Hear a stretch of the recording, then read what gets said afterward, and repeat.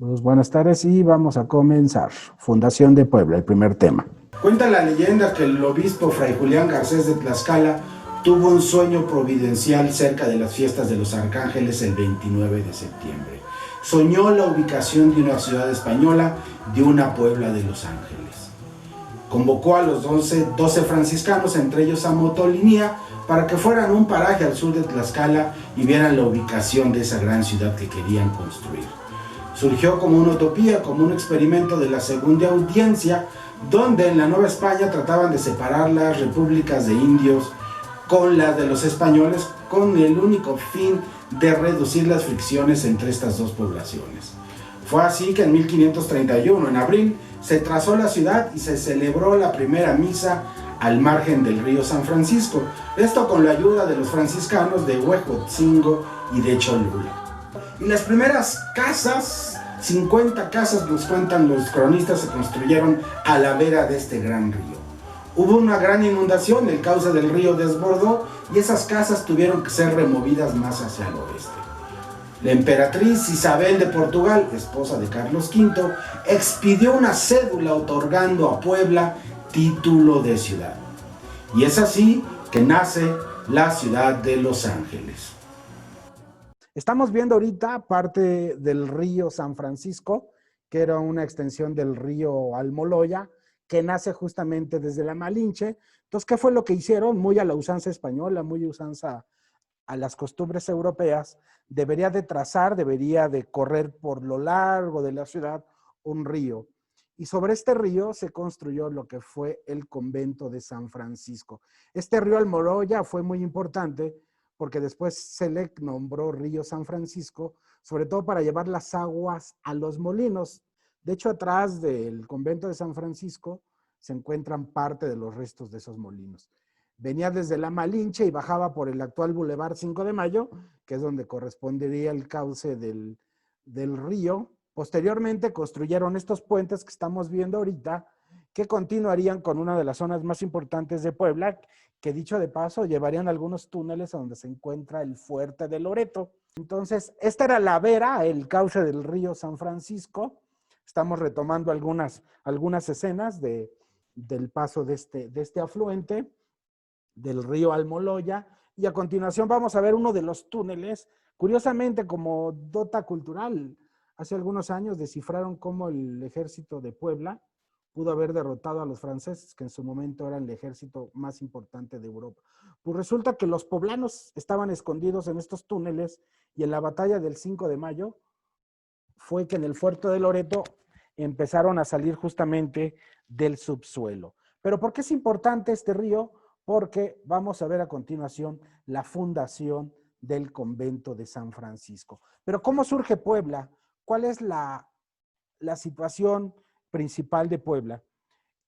Curiosamente, el vocablo Puebla es una palabra muy efímera, que podemos decirlo de esa forma, que se acentuó en el siglo XVI.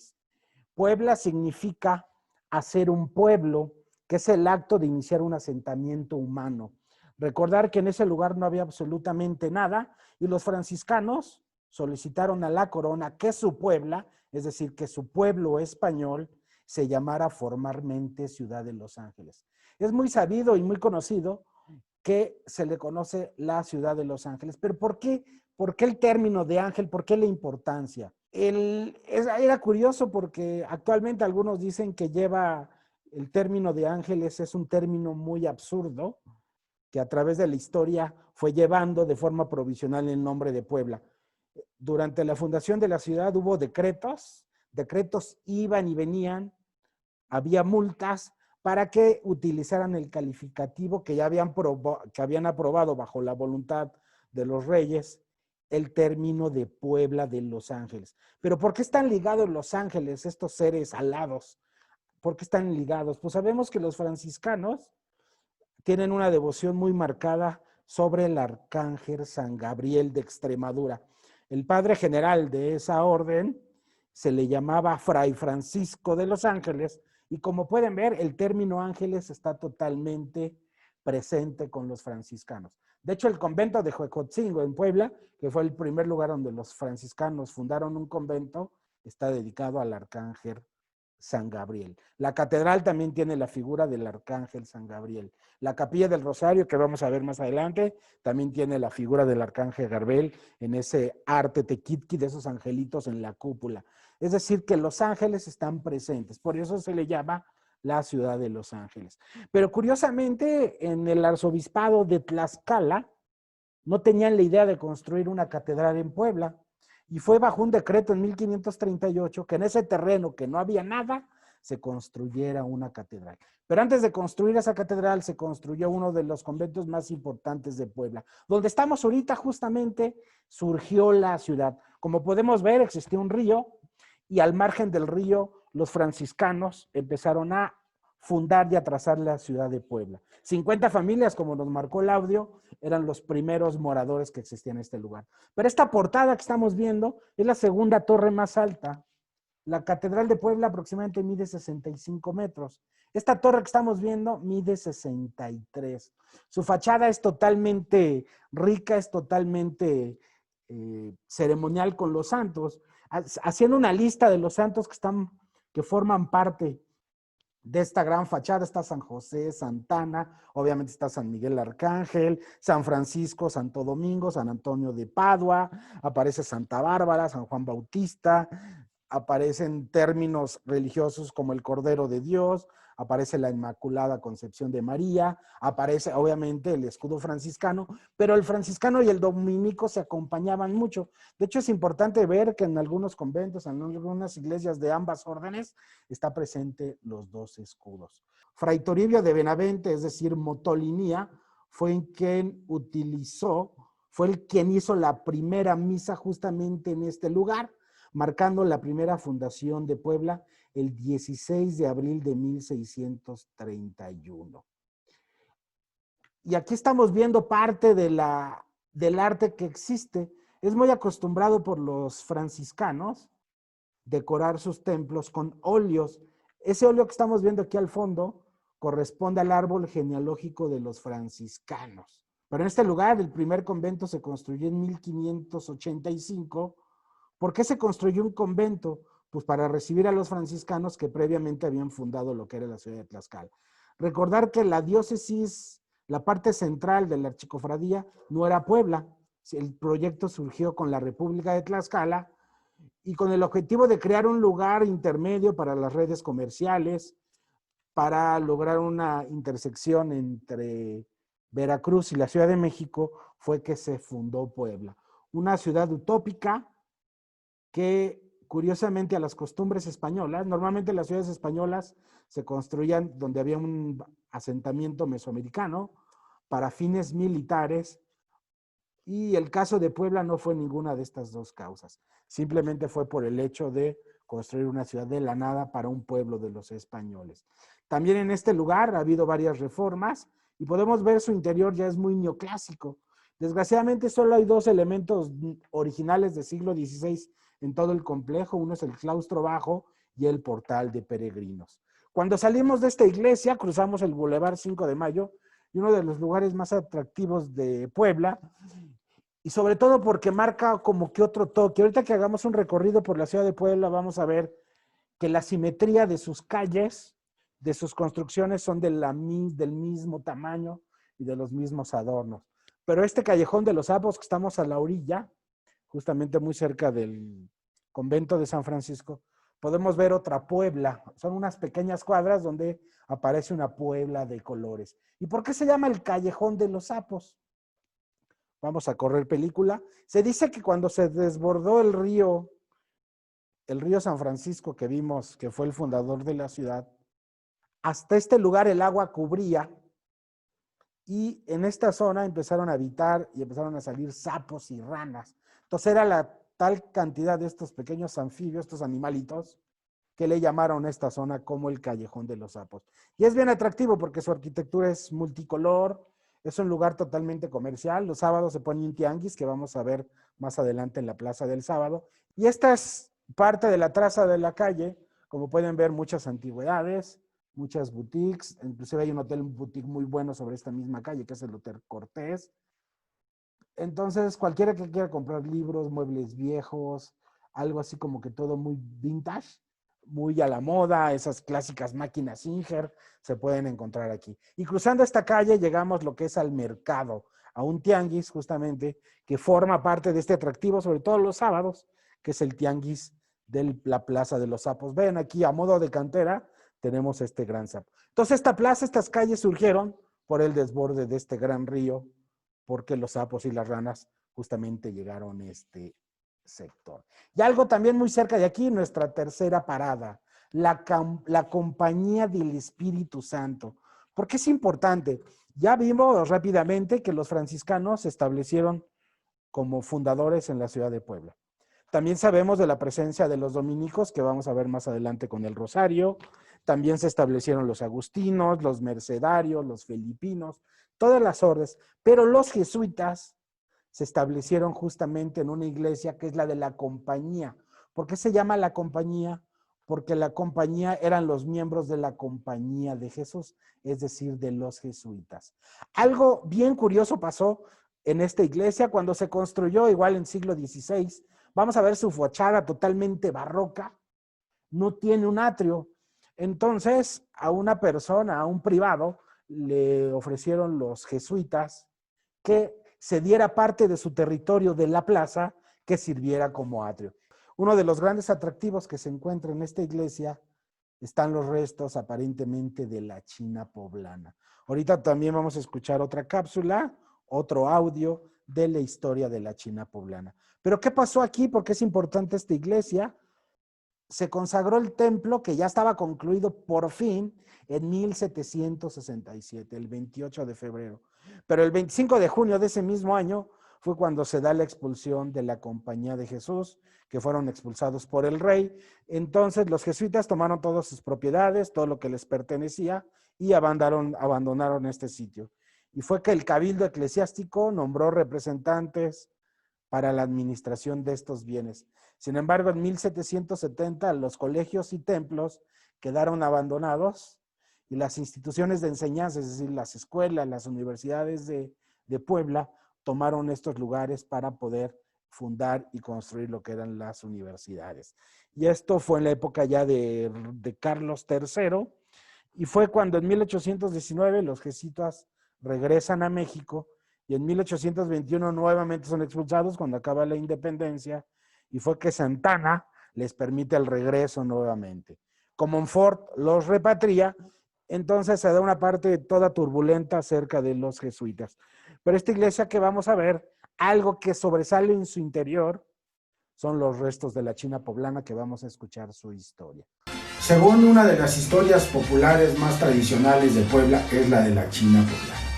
Se dice, se cuenta y se comenta que en 1609 nació la princesa Mirna en la India.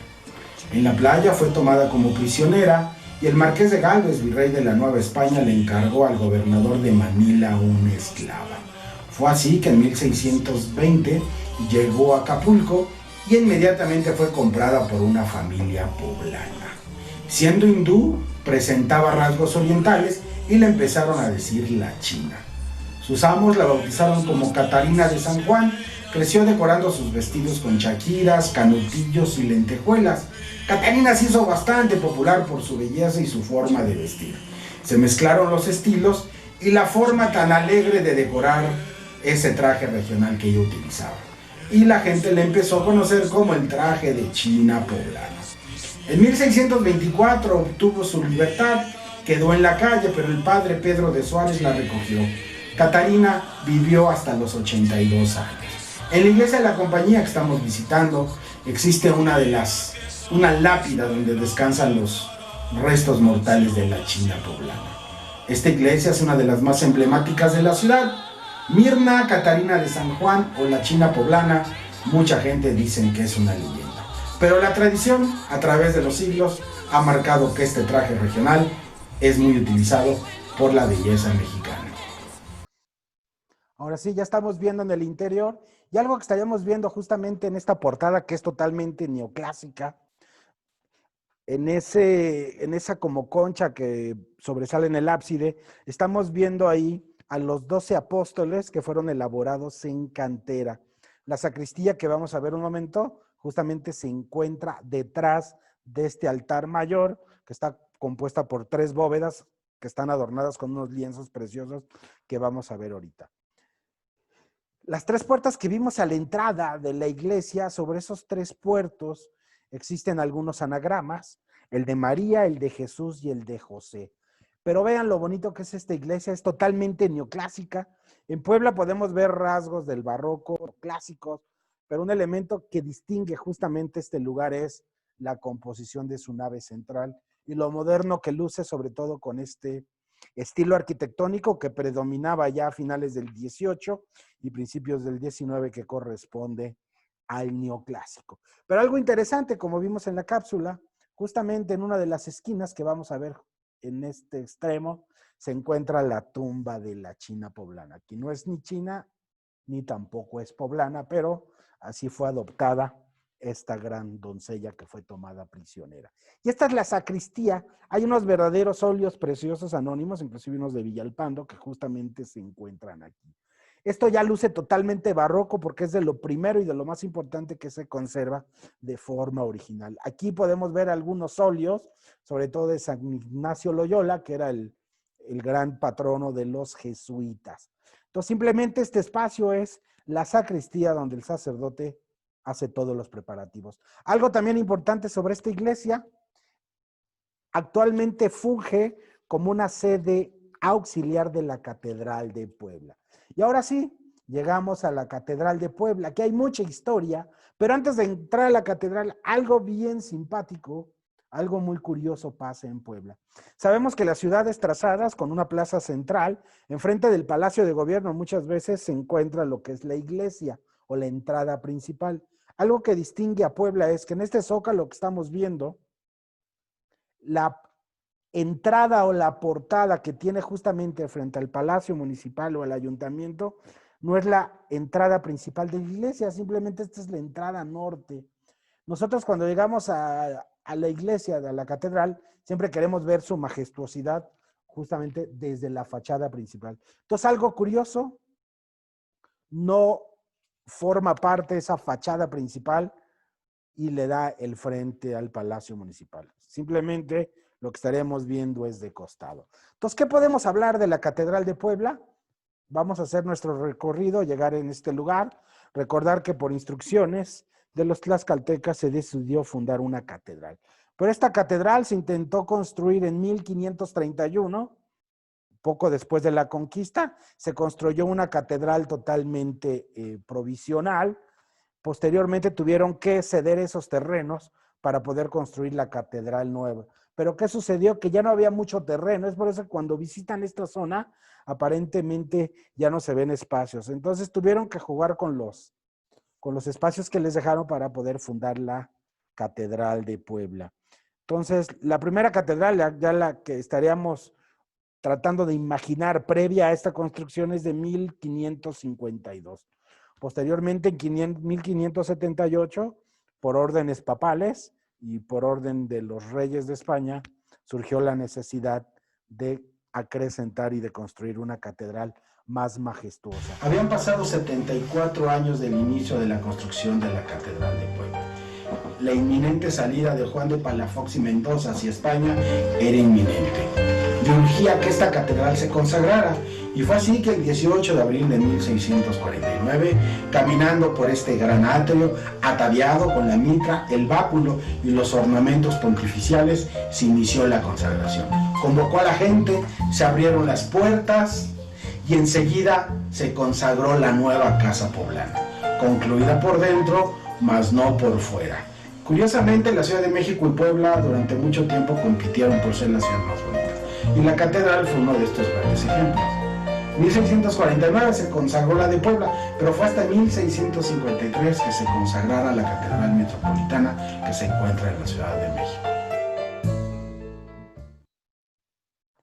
Vamos a ver rápidamente lo que es la fachada de la Catedral de Puebla. De hecho, tiene elementos muy similares a la Catedral de México. Ahorita que acabamos de dar esta vuelta, vamos a ver quiénes forman parte de esa fachada principal. Este atrio, que es donde estamos viendo, que es donde estamos posicionados, era un cementerio. De hecho, algunos ataúdes, algunos nichos que se encuentran de la catedral, que fueron utilizados, retomaron los huesos y los restos que estaban justamente en este lugar para colocarlos en el interior. Pero en este lugar estaba construida la catedral antigua. Juan de Palafox, como vimos, le urgía que esta catedral se consagrara, y es por ello que inconclusa la catedral fue que surgió la necesidad de consagrarla. Vamos a acercarnos poco a poco y vamos a ver algunos elementos. Esta fachada principal que estamos viendo sobresale sobre todo en la parte baja. En este sector estaríamos viendo lo que es la escultura de San Pedro. Del lado izquierdo tendríamos su contraparte, es decir, a San Pablo. Arriba de San Pedro y San Pablo, en el primer cuerpo de la catedral, es decir, en la parte central, tendríamos las figuras de San José y de San Jaime el Grande. También tenemos a Santa Rosa de Lima, tenemos a Santa Teresa de Ávila, aparece el escudo de armas de León y Castilla, aparece también el escudo de armas del Papa, el escudo de armas bueno, ya lo comentamos, del Reino de Castilla y de León. México y Puebla compitieron por tener la catedral más importante, más bonita. De hecho, el arquitecto Pedro Becerra, quien fue quien intervino en esta catedral, tomó los planos de la de México, pero él también fue importante porque a él se le atribuye la Catedral de Lima y la Catedral de Cusco. Entonces trajeron a los mejores maestros para poder construir lo que es esta catedral. Francisco Becerra, perdón, es el nombre del arquitecto que planeó la construcción de esta catedral. De igual forma podemos ver la Puerta del Perdón. Ahorita que ingresemos a la Puerta del Perdón, vamos a ver una tumba que aparentemente Palafox quería que lo enterraran ahí. Sin embargo, él murió en España y es un nicho, es una tumba que está totalmente vacía. Pero bueno, sí hay restos de otros virreyes en el interior. Ahorita que ingresemos, vamos a ver justamente esta parte central donde se encuentra la tumba vacía del Juan de Palafox. Esta portada también tiene las imágenes de los evangelistas y los 3 escudos que se repiten en la portada principal. Estas torres que estamos viendo miden más de 65 metros. La torre norte que estamos viendo justamente en este sector se terminó en 1678. Y del lado sur se terminó en 1700, se terminó. La norte se construyó en 1678, y la otra en 1732. Solo una torre tiene campanas, que es donde se encuentra la torre llamada, la campana llamada María, 63 metros de altura, sobre todo es más alta que la Catedral de México. Esta catedral tiene 98 metros de largo, 50 de ancho y 39 de alto, que es lo que vamos a ver justamente en una de sus bóvedas. Podemos ver también ahorita que ingresemos sus cúpulas, que va a sobresalir sobre un crucero, y otra gran cúpula vamos a encontrar justamente en el ábside. Entonces, aquí estaría la tumba de Juan de Palafox, que vamos a ver ahorita justamente en uno de los sectores. Es una gran construcción esta Catedral de Puebla, que como podemos ver, su interior marca algunos elementos neoclásicos. Inclusive aquí también intervino lo que fue Manuel Tolsa. Entonces dice que es la única catedral en Latinoamérica que el ábside y parte de sus naves están construidas por Manuel Tolsa. Esta catedral a quien está consagrada, a quien está dedicada, a Nuestra Señora Inmaculada Concepción, que es la patrona de la diócesis y a quien fue dedicada esta iglesia. Entonces, este es el nombre oficial de la catedral, Nuestra Señora de la Inmaculada Concepción. Ahí estaría la placa donde Juan de Palafox y Mendoza, que vamos a ver más adelante en su biblioteca, él quería que justamente fuera enterrado en ese sector. Otro de los grandes tesoros que se pueden ver en este recorrido que vamos a hacer ahorita son el altar de los reyes y el ciprés, que también se le conoce como baldaquino. El altar de los reyes, en ese lugar se encuentran estatuas de 3 reyes y de 3 reinas que se convirtieron o devinieron en santos, y en el centro de ese gran altar hay un lienzo de la Asunción, pintado por uno de los grandes maestros, por un español, un personaje de Aragón que se llama Pedro García. Entonces vean toda la concepción de sus cúpulas de esta gran catedral que tiene elementos totalmente, como dijimos, neoclásicos. También es un lugar donde sobresale el arte. Algunas de sus concepciones podemos ver básicamente el grueso de sus grandes bóvedas y de sus grandes cúpulas. También lo que es parte de la sillería que vamos a ver ahorita en uno de los extremos, hay sillería con un estilo mudéjar en el coro, que fueron hechas por maderas finas con incrustaciones de marfiles. Hay gente que dice que esta catedral sobrepasa y es más bonita y más majestuosa que la catedral de la Ciudad de México. Recordar que Puebla fue la segunda ciudad de mayor importancia en la Nueva España. Y viene al cometido por crear esa relación y ese punto intermedio entre el puerto de Veracruz y la Ciudad de México. Es por eso que Puebla tiene gran protagonismo.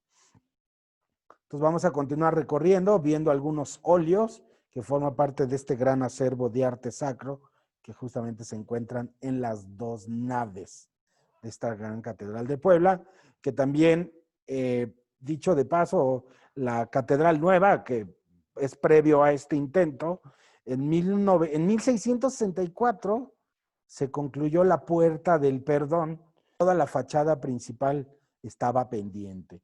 Entonces, esto nos da pauta de las prisas y de las premuras que había de tiempo por tratar de terminar una catedral que le surgía que fuera consagrada.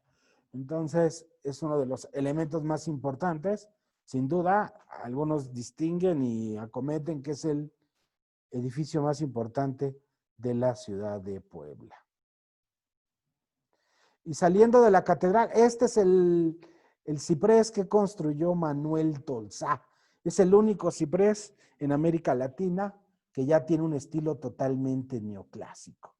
Y vamos a ver justamente frente a nosotros lo que corresponde al altar de los reyes. Igual que en Ciudad de México, la nobleza, la realeza de la Nueva España pensaban que en cualquier momento los reyes de España iban a visitar México. Así como los palacios, las casas señoriales dejaban algún espacio para que los reyes fueran totalmente honrados en su visita. Desde 1981, la Biblioteca Palafoxiana es un monumento histórico nacional, pero fue en 2005 cuando la UNESCO le otorgó el título de Memoria del Mundo por su variedad y riqueza bibliográfica. Fue en 1646 cuando Juan de Palafox y Mendoza donó de su biblioteca rica y selecta 5,000 volúmenes. Su legado benefició a la comunidad poblana, ya que cualquier persona que quisiera sumergirse en el mundo de los libros lo podía hacer sin importar su clase social. El acervo fue incrementando. A finales del siglo XVIII llegó a tener 45,059 volúmenes que datan desde los siglos XV hasta el siglo XX. Vamos a ver ahora una panorámica de esta biblioteca que ocupa los antiguos colegios de San Pedro y San Pablo. Y allá al fondo vamos a ver, ahorita que demos la vuelta, un retablo que es majestuoso de una virgen dorada, que es la Virgen de Trápana, ahorita justamente en este lugar. En 1836, nada más para que entiendan la importancia de esta iglesia, de esta biblioteca tenía 12,536 volúmenes. La mayoría de ellos se encontraban en latín. Hoy tiene más de 40,000. Hay unas joyas realmente majestuosas del siglo XV. Se dice que uno de los libros más importantes que están en esta biblioteca se le conoce como la Crónica de Nuremberg, que fue escrita por Hartmann Schedel en 1493. Hay otros libros muy importantes. Hay uno que es bastante codiciado, bastante bien valuado, que es un Atlas de Orientalus, que fue impreso en Amberes en 1548. También dentro de sus grandes obras hay una Biblia políglota o una Biblia regia que fue escrita entre 1569 y 1573. ¿Y qué estaríamos viendo ahorita justamente de ese retablo que estamos viendo? Es un retablo de alabastro y madera dorada, que aparece una pintura de la Virgen de Trápana y podemos ver que remata en una estantería de cedro. Toda esta estantería que estamos viendo es de cedro. Entonces, Está catalogada como una de las 10 bibliotecas más importantes del mundo en su tipo. Vámonos saliendo de la parte central del centro de Puebla para ir a uno de los extremos y visitar ahora el convento de Santo Domingo. El convento de Santo Domingo aloja en su interior una de las capillas más bonitas de Latinoamérica, de la Nueva España. Y nos referimos a la Capilla del Rosario. Dentro del templo de Santo Domingo, en la calle 5 de Mayo y 4 Poniente, se encuentra esta gran capilla que durante mucho tiempo fue considerada como la octava maravilla del mundo cuando Alexander von Humboldt visitó lo que es Puebla. Entonces vamos a correr otro pequeño video, otra cápsula, con la introducción de la Capilla del Rosario. Nos encontramos en el atrio del exconvento de Santo Domingo para conocer la octava maravilla religiosa del mundo, la Capilla del Rosario. Alexander von Humboldt, cuando visitó este gran recinto religioso, se sorprendió de la belleza y del gran decorado, que se atrevió a decir que esta era la octava maravilla del mundo religioso.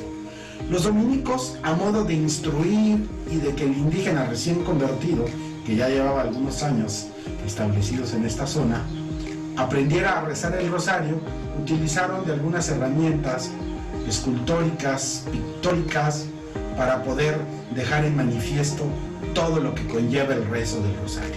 Esta gran capilla se construyó en 1650 y 40 años les llevó para construirla y decorarla y poderla ver como lo que estamos viendo casi el día de hoy.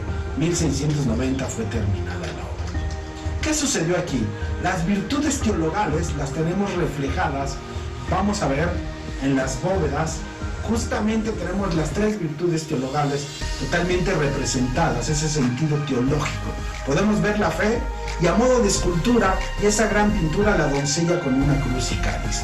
La esperanza, en la otra bóveda tenemos alguna otra doncella pero con una áncora, y la caridad la tenemos al fondo, que está representada por una madre con sus 2 hijos.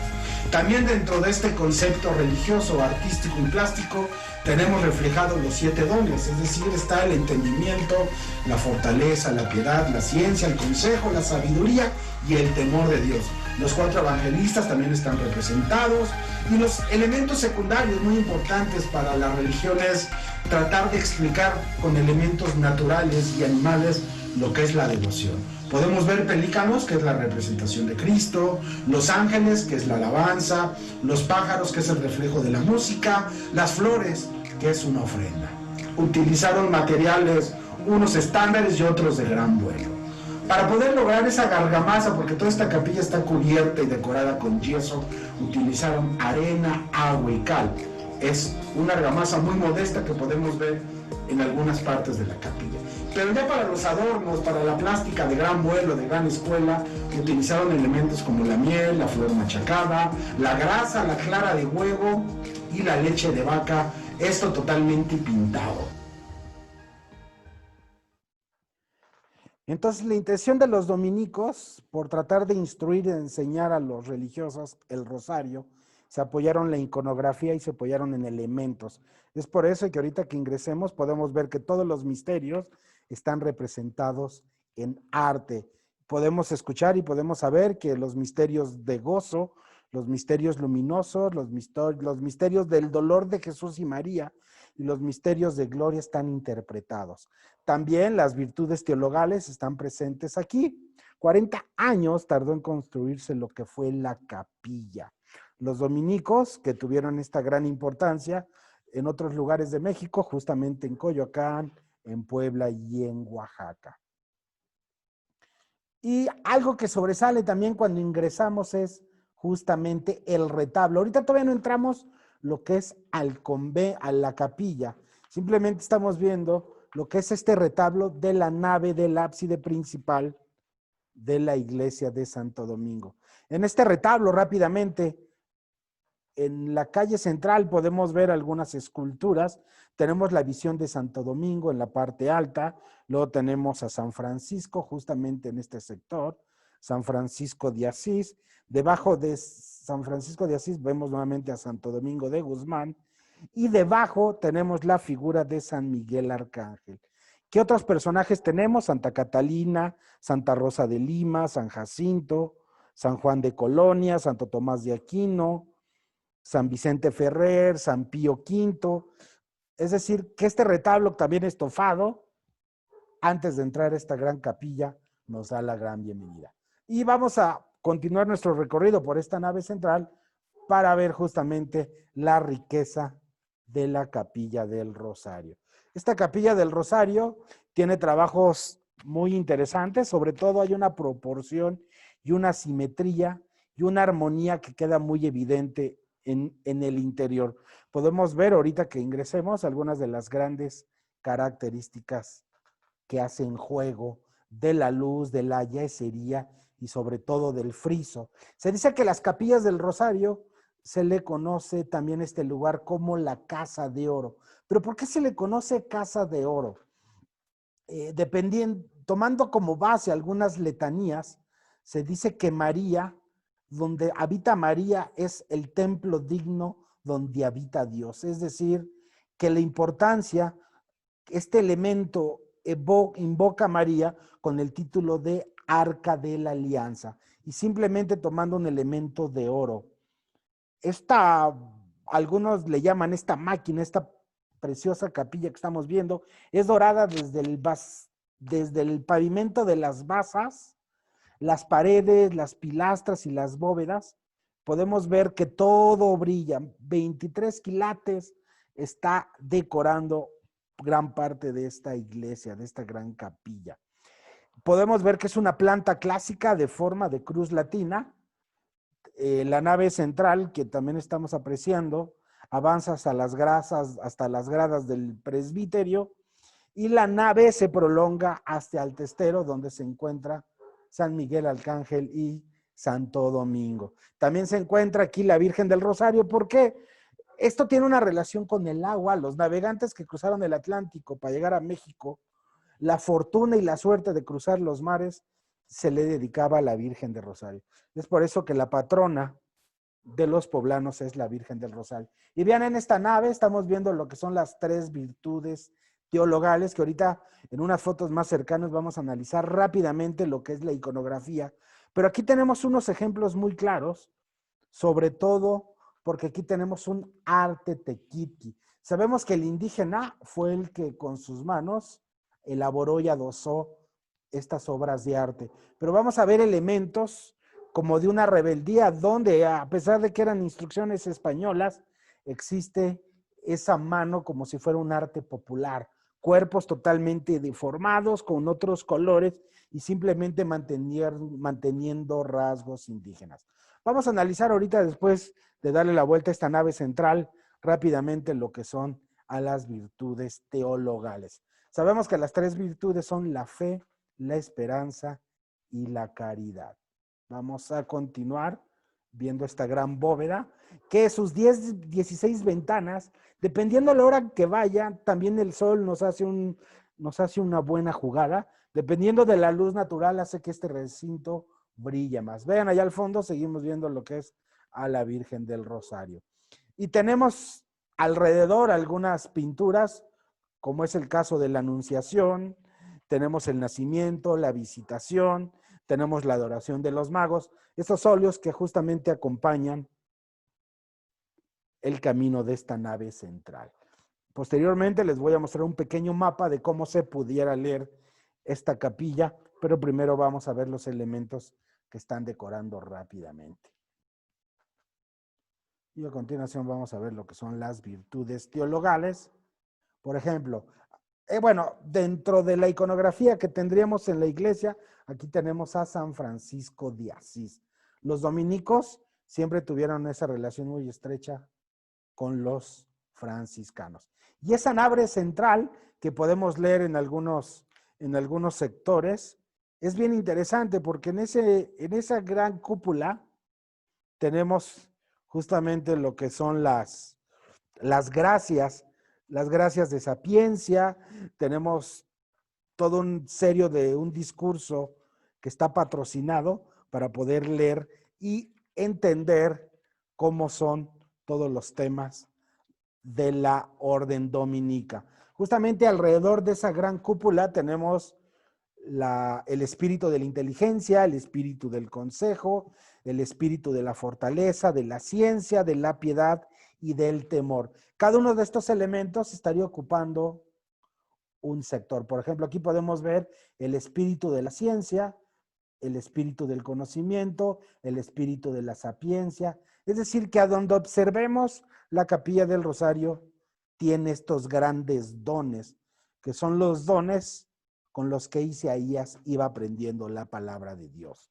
Lo que es la caridad y del lado derecho la esperanza. Vamos a analizar rápidamente lo que es la caridad para que vean los elementos iconográficos para entender parte de este discurso. Sabemos que la caridad es el amor de Dios que obliga a amar al prójimo, ¿no? Entonces, ¿qué podemos identificar a la izquierda? Podemos ver que qué mejor señal que la caridad que un niño indefenso. Podemos ver que un niño está cargado. Pero vean, lo importante de aquí es no nada más el discurso de la virtud teologal, sino las esculturas, cómo están modeladas por esas manos indígenas. Y más que esos niños están desprovistos de todo, al grado que se ven desnudos. Por eso es aquí que la caridad los atiende con un sentido y ternura maternal. Simplemente tenemos ese elemento maternal. Y del lado derecho, aquí estaríamos viendo lo que es la esperanza. Pero ¿qué tendríamos en estos signos de la esperanza? Podemos ver, sabemos que la esperanza es el signo clásico en la imaginación y en la alegoría. ¿Por qué la esperanza? Fíjense en esta iconografía. ¿Por qué la esperanza tiene un ancla? Esto estaba dedicado a los marineros. Se dice que cuando hay tempestad en los mares, en las aguas, ¿qué es lo que hacen? El barco puede peligrar e ir a la deriva. Entonces, ¿qué es lo que hace un marinero? Lanza un ancla al fondo del mar, con lo que esperan que la bonanza se reproduzca en seguridad. Es por ello que la esperanza está representada con esa ancla, que es lo que hace que un barco no vaya a la deriva. Y ya en términos religiosos, la vida del cristiano siempre está en el mar, ¿no? Con tormentas y tempestades, vamos a vernos muy románticos. Entonces, nos dirían los católicos, nos dirían las órdenes, que se necesita de la esperanza, porque dicen que mientras haya esperanza, hay seguridad y hay salvación. Entonces, vean, todo este sentido religioso, cómo está perfectamente trasladado a la iconografía. Y no es otra cosa más que a través de elementos iconográficos, a través de la plástica, enseñar la palabra de Dios. Recordar que las iglesias, los templos, lo que hacen es bajar ese nivel celeste a la arquitectura. Es por eso que entre más majestuoso sea la vista una capilla, una iglesia, donde el juego de luz que entre por los ventanales, donde se vea que todo es majestuoso, va a tener mayor funcionalidad este complejo arquitectónico. Y la otra virtud teologal que nos estaría faltando justamente es la siguiente, que es la fe. ¿Y por qué la fe la tenemos aquí? Justamente podemos ver que la fe se representa con la cruz de Cristo, que fue donde realizó la redención en el misterio de su pasión. Por eso vemos que está tomando y sujetando una gran cruz. Y también podemos ver que está coronado de rosas y de su cuerpo, como podemos ver justamente alrededor, salen rayos ondulantes que forman una concha. Vean lo que es la iconografía. Podemos estar horas y horas hablando de iconografía, pero no nos daría tiempo. Entonces, algún elemento que se inspiró y se adecuó justamente aquí es estos rayos que a la vez forman una gran concha que estaremos viendo en torno a la figura. Y el marco que aparece es totalmente opulento. ¿Y qué podemos ver en los frisos? Pues querubines, ¿ya vieron? Cómo estos querubines tienen ese arte tequitqui. Vean cómo una concha, un elemento natural que se encuentra en la nave central, que cuando entren hay que forzar la mirada para dirigir la vista hacia arriba. Entonces, es uno de los grandes atractivos que tiene la Virgen del Rosario. Aquí tenemos uno de los óleos, que es la Anunciación, tenemos la Visitación, también tenemos lo que es el nacimiento, que es lo que estaríamos viendo aquí, y posteriormente la adoración a los magos. Entonces, en las naves centrales tenemos esos grandes óleos que acompañan a esta gran capilla del Rosario. Vean cómo se expresa, vean qué elementos iconográficos tenemos aquí justamente en la interpretación de María. Vean la cara de estas figuras. Si ustedes fueran a una tienda de artesanías, de arte popular, encontrarían esas esculturas muy similares. Cuerpos regordetes, lo que son las extremidades como el cuello muy cortos y los brazos también de esa forma. Entonces, si esto lo trasladamos a una escultura, pudiera ser una pieza de un arte popular. Y aquí estaríamos viendo un ángel que está saludando a María. Pueden ver sus grandes alas, que es el saludo hacia María.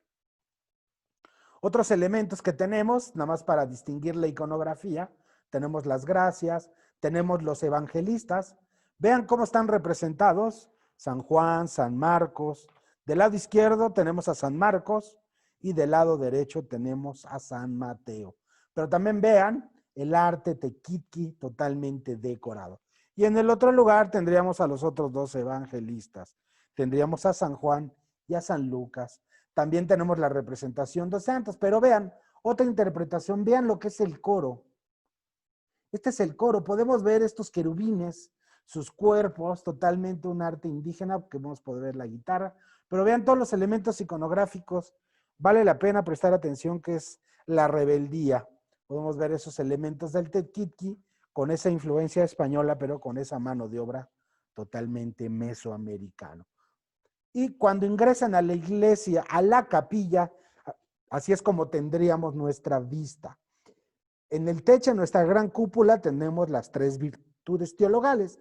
Vimos que están las conchas de la fe, la esperanza y la caridad. Del lado derecho y del lado izquierdo tenemos esos grandes óleos, que tenemos la adoración, la presentación, los Jesús y los doctores, el nacimiento, la visitación y la anunciación. Ya en nuestro altar tendríamos las santas y los dones. Todos estos elementos no fue otra cosa más que tratar de instruir y de enseñar con iconografía y con la plástica la palabra y el resurgimiento y la parte central de los dominicos. Y aquí tenemos a la derecha justamente a Nuestra Señora de la Virgen del Rosario.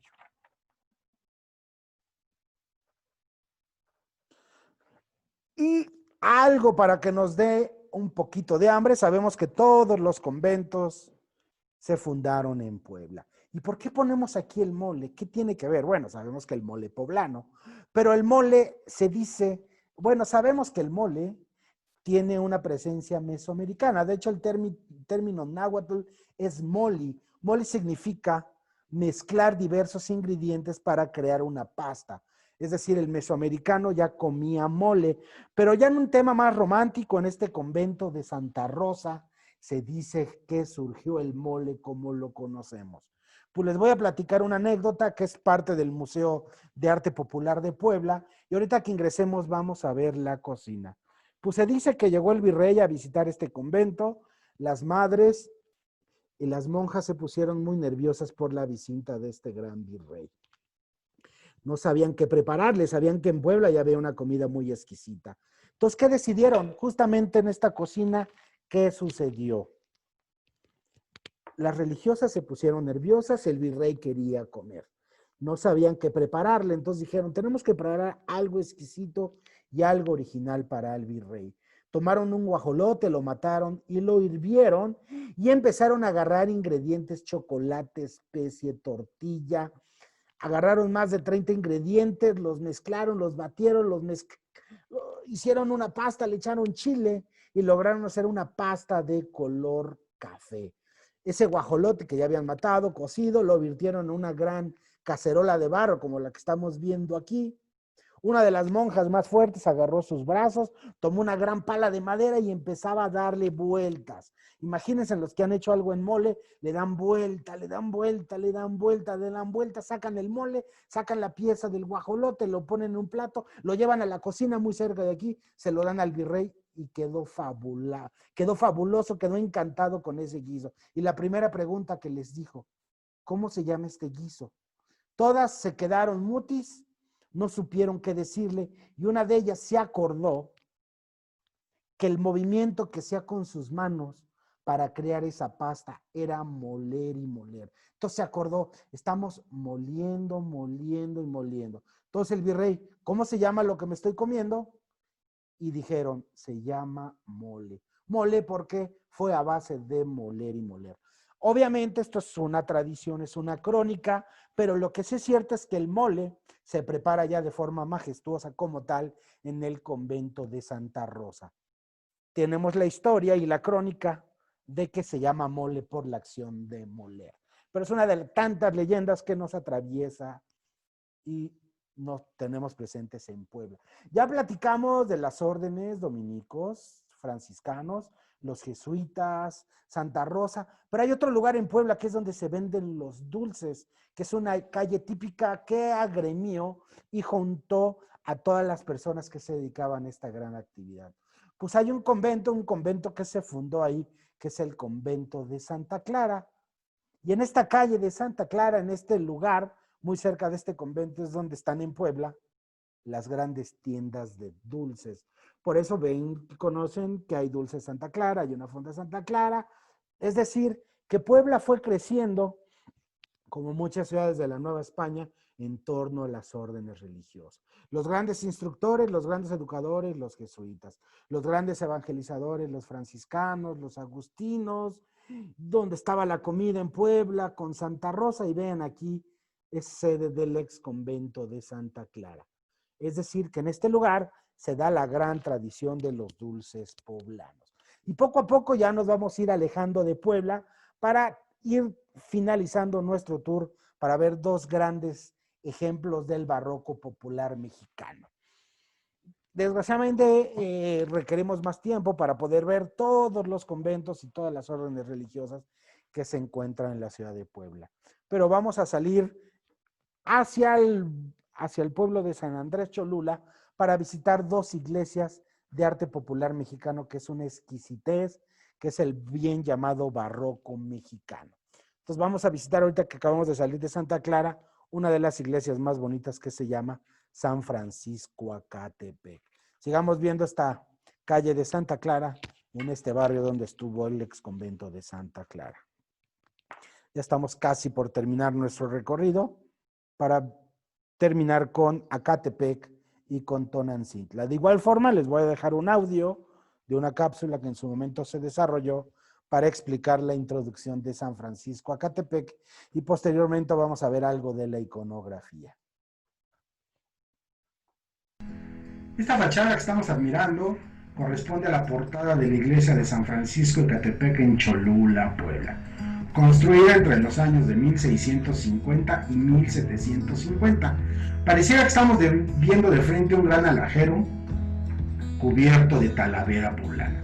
Y este diseño multicolor que estamos viendo se construyó únicamente para decorar esta gran portada. Vamos a ver, sigan conmigo. De cerca se puede apreciar a los mosaicos, 3 puntos en forma de triángulo, y esto es porque se requería de rapidez para su construcción. Y decidieron meter más de 2 tiras de mosaicos al horno y utilizaron 3 palitos para colorear los mosaicos uno encima de otro. Esto ayudó para distinguir la originalidad de las piezas que están adosando esta gran belleza. El interior también deslumbra. Vamos a ver cómo es arte barroco por excelencia, tequitqui, muy similar a lo que está en la Capilla del Rosario en Puebla y también lo que pudiéramos ver aquí muy cerca en Tonantzintla. Todo el interior está bellamente decorado, utilizaron yeso, utilizaron colores muy típicos de la zona y podemos ver una iconografía, una alegoría muy al estilo mexicano, muy de esa rebeldía indígena donde podemos ver la encarnación y el alumbramiento del Hijo de Jesús, la Santísima Trinidad, la Sagrada Familia. Podemos ver cómo en los dos costados hay ángeles, hay querubines, hay niños asexuados y los retablos dorados hacen que este interior sea igual o más excelso que la portada que acabamos de ver.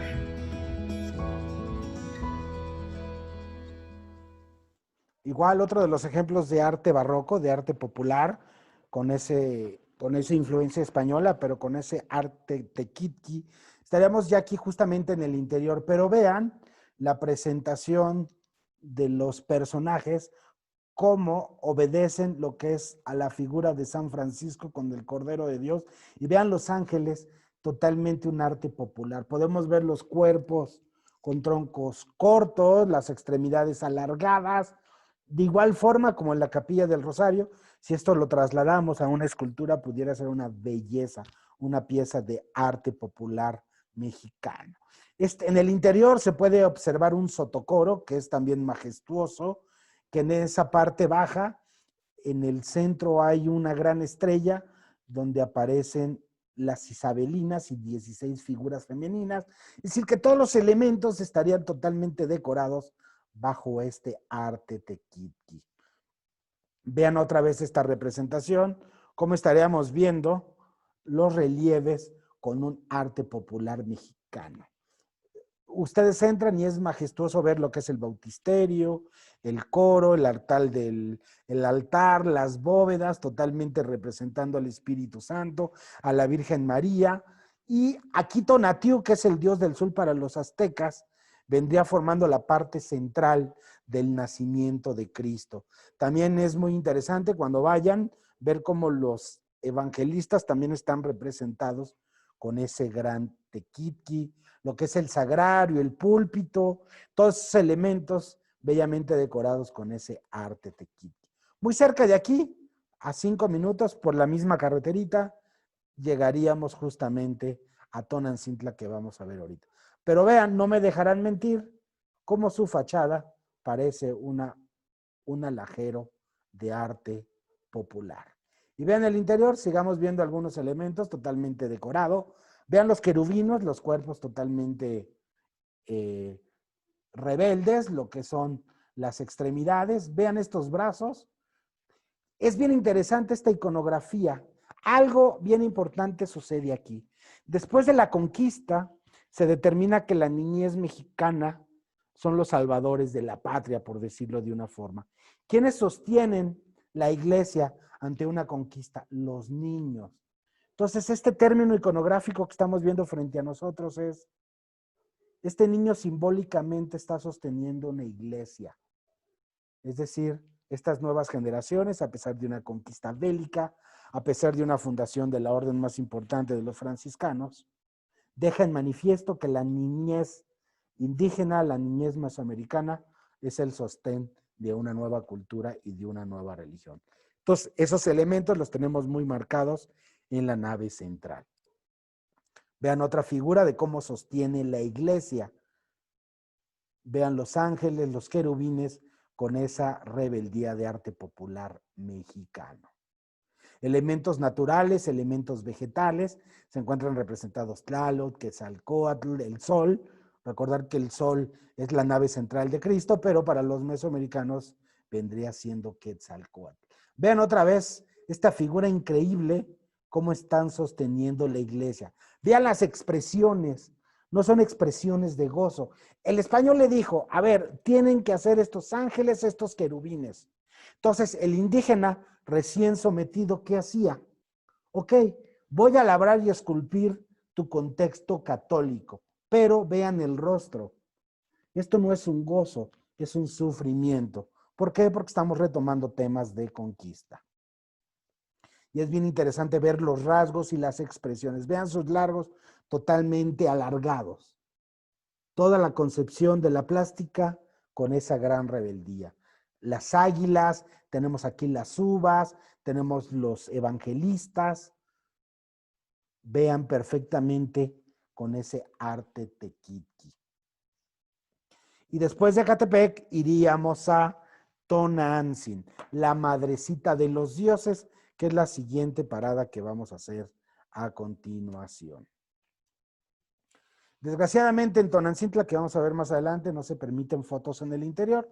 Aquí en Ecatepec no hay ninguna restricción, es por eso que puedo mostrarles estas fotos que en una de las visitas pude tenerlas. Vean la expresión de los rasgos y ya para ir marcando el final de nuestro tour, vamos a ir a Santa María Tonantzintla. Tonantzin es la Virgen María, la madrecita de los dioses. ¿Qué sucedió en este lugar? Al igual que los principales templos católicos, se construyó sobre un altar, sobre un templo mesoamericano. Entonces aquí tendríamos justamente a Tonantzintla. Aquí me tuve que apoyar en una guía para poder ver parte de la iconografía, ya que como les comenté, la toma de fotografía está totalmente restringida. Entonces vamos a escuchar la cápsula para la introducción de Santa María Tonantzintla, la madrecita de los dioses, la madrecita. Seguimos en la ciudad de Puebla y sus alrededores, visitando las iglesias más importantes de esta zona. Ahora toca turno a Santa María Tonantzintla, la tercera más visitada. Ya estuvimos en San Francisco de Catepec, en la Capilla del Rosario, pero en este lugar existió un teocalli al cual adoraban los originales a la Tonantzin, a la madrecita, a la madre de los dioses. Este lugar llama poderosamente la atención porque los elementos que estamos viendo que fueron establecidos y ordenados por los españoles tienen ese estilo totalmente indígena. Es uno de los pocos lugares en México que se tiene conocimiento que no se dejaron sublevar y dominar por los españoles para trazar y decorar lo que es el templo. Se pueden ver algunos ángeles negros, esculturas totalmente mestizas. Se puede ver en el interior, que desgraciadamente no podemos tomar fotos, cómo está dedicado a Tlaloc, cómo aparece Quetzalcóatl. El Tlalocan de Teotihuacán está representado en el interior. Pero también lo que sobresale de sobremanera es esta gran fachada de ladrillo rojo y azulejos de forma de diamante. También destacan sus columnas salomónicas y su gran cúpula se construyó en 1760. Poco a poco la gente local fue colaborando para terminar de construir esta iglesia que ya la habían adoptado como suya. Se utilizó para su decoración tanto en el interior como en el exterior barro, cal, arena y raíces de pasto. Esto se dejaba fermentar y le agregaban una pulpa de nopal. No utilizaban moldes, todo fue construido a mano. Pero aparte algo que también es muy curioso es cómo la fachada luce ingenua. Pareciera ser que las esculturas no caben en los nichos. Ejemplos, San Pablo y San Pedro aparentan estas figuras como que están saliendo, pero es parte del elemento, es parte de la influencia mesoamericana. Esa rebeldía, podemos ver cuerpos alargados, cabezas obscuras, troncos un poquito deformes. Entonces, de igual forma como en Acatepec, vean la rebeldía, vean los cuerpos. Se dice que el Tlalocan, el paraíso de Tlaloc, que lo podemos ver en Teotihuacán, está presente en esta iglesia. Cuando se hace la visita se distingue a Quetzalcóatl, se distingue a Tlaloc. Y otro elemento bien importante que románticamente nos platican algunos autores son los niños. Podemos ver en todo el juego de la iglesia que estos niños parece que están jugando. Estos niños se encuentran hacinados, retosando por todas partes entre flores y los frutos. Vean, este niño está jugando entre flores y frutos. Es decir, que el concepto, la temática principal, uno de los elementos de esta forma, son los niños que están gesticulando para nosotros. Estos niños intentan ir de aquí hacia allá, intentan darnos una explicación para platicar y saber qué sucedió en estos templos que tienen influencia mesoamericana. Esta es una de las pocas iglesias que hay en México que el indígena no se dejó sublevar, no se dejó dominar por el español. Es por eso que vemos su arte totalmente rebelde. Podemos ver y de igual forma cómo sostiene la iglesia, pero vean los troncos. Esta figura que estamos viendo aquí arriba, intencionalmente me acabo de detener. ¿Quién creen que es? Quetzalcóatl. Esta es la figura de Quetzalcóatl representado en un león. Entonces, elementos mesoamericanos los tenemos en la tercera iglesia más visitada de Puebla. Las otras dos ya sabemos cuál es, la catedral y el rosario. Vamos a tener otros elementos. Esta es una litografía de la fachada. Tenemos a San Pablo y San Pedro. Desgraciadamente no hay fotos, pero no vamos a ver otra cosa más que interpretaciones mesoamericanas. Vamos a ver algunos personajes, cómo tiene ese arte tequitqui. Vean San Lucas, cómo está representado, al igual que los otros tres evangelistas. Y en esta figura, la que dice 18, vean un término mesoamericano. Los tlaloques ofrecen una corona a la Tonantzin.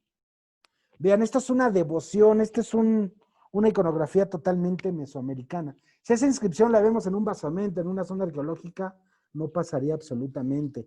Aquí se ve claramente cómo el dominio del indígena tomó parte de estas grandes bóvedas. Entonces, toda la iconografía tenemos esos rasgos. Vean, el águila totalmente hecha a la plástica mesoamericana. Todas las figuras tenemos pieles morenas, aquí el mestizaje está muy presente, el púlpito también lo tenemos con grandes tallados, el anagrama de la Virgen María, y de igual forma aquí tenemos el arcángel San Miguel. Vean San Aventura y San Juan de la Cruz, también cómo sus rasgos se van distinguiendo. Entonces, no es otra cosa más que ejemplos de esa gran rebeldía, esos grandes arcos que nos permiten la entrada, y como comentamos en el video, aparece de forma intencional. Uno no pudiera pensar que un nicho o una hornacina va a tener el interior una figura mal esculpida o que esté asimétrica. Al revés, vean cómo esta figura pareciera que no puede entrar en esos grandes nichos. Pero como les dije, no es otra cosa más que la rebeldía.